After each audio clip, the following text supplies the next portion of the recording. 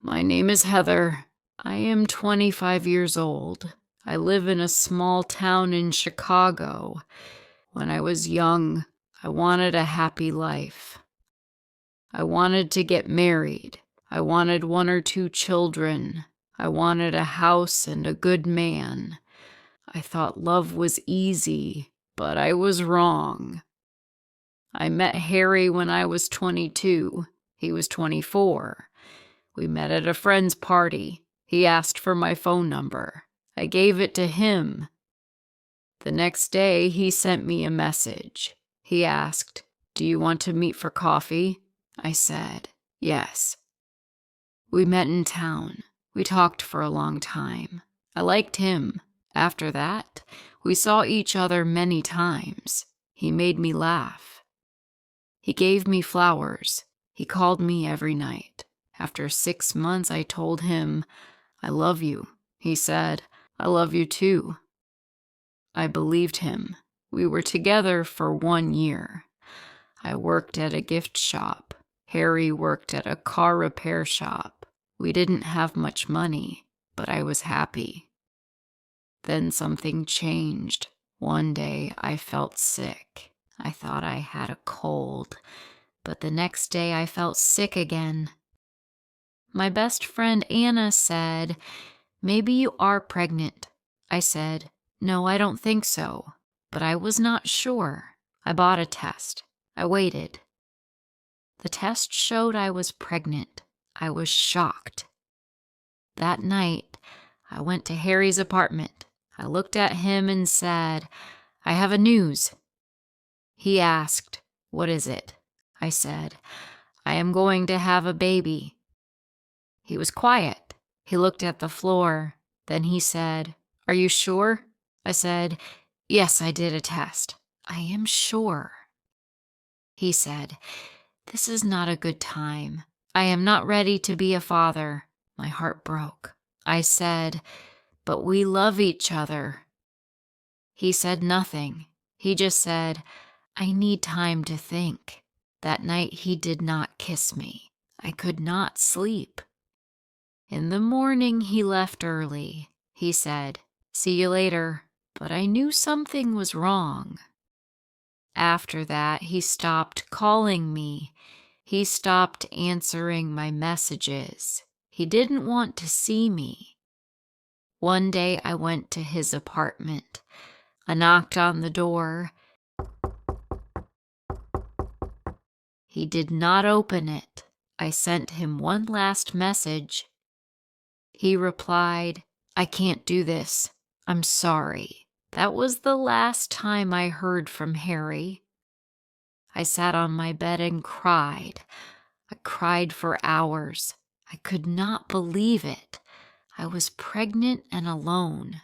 I told my mother and father. My mother cried with me. My father said, "We are here for you, Heather." I moved back to my parents' house.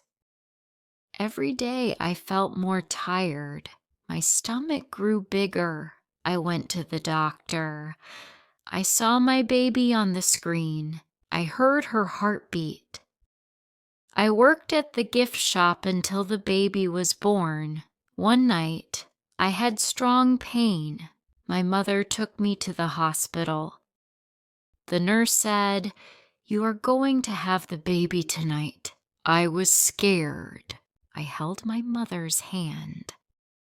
After a few hours, I heard a small cry. The nurse said, "It's a girl." They gave her to me. She was beautiful. I said, "Hello, baby. I am your mother." I named her Sandra.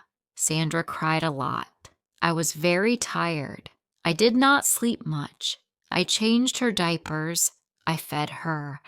I held her when she cried. Sometimes I sat on the bed and cried too. Harry never came. He never called. He did not ask about Sandra.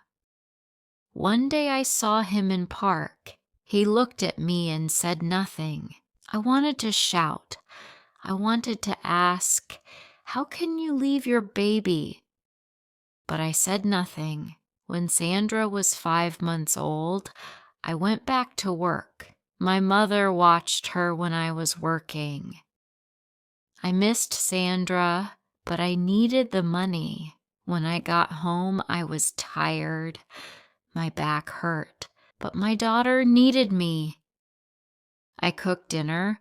I cleaned the house. I fed Sandra. I put her to sleep. I never stopped. Every day was busy. Sandra grew fast. My mother helped me a lot. She held Sandra when I took a shower. She made dinner when I was tired. My father did not talk much, but he played with Sandra. I was thankful for my parents. Sometimes I saw Harry in town, but he never said hello.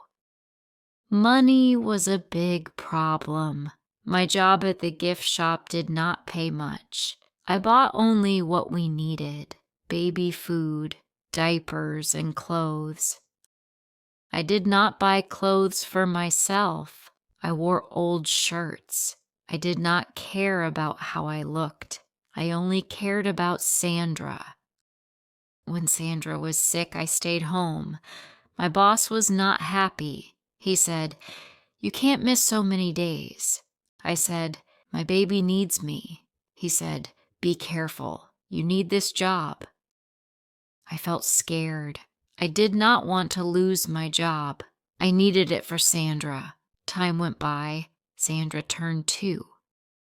One Sunday, I took Sandra to the park. She ran on the grass. Then I saw Harry again. He was with another woman. They held hands. I looked away. I did not want Sandra to see him. She did not know him. He was her father, but he was not in her life. A few days later, I got a letter from the housing office. They said I could get a small apartment. I was happy. I packed our things.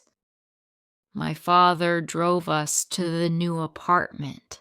The apartment had 1 bedroom and a small kitchen. In the new apartment, life was hard. I worked. I took care of Sandra. I paid rent. I cooked simple meals. Some nights I felt lonely. I missed talking to someone, but I never missed Harry. I did not want someone who left. I wanted peace. I wanted love that stayed. Sandra was now 4 years old. She asked many questions. One day she looked at me and said, "Mom, do I have a dad?" I froze. I said, "Why do you ask?" She said, "At school, my friend said her dad picks her up. Do I have a dad too?" I said, "Yes, you have a dad, but he does not live with us." She asked, "Why not?" I said, "He made a choice. He did not want to stay." She looked at me and said, "But I have you." I smiled and kissed her head. "Yes," I said, "you have me, and I will never leave." I thought about everything: the tears, the nights alone, the fear. Then I looked at Sandra's smile. Yes, I thought, she is happy, and I did it all alone. You can face many hard times, but as long as you have love, you will always find strength. Being there for your child makes everything worth it. If you liked this story, please like, comment, share, and subscribe.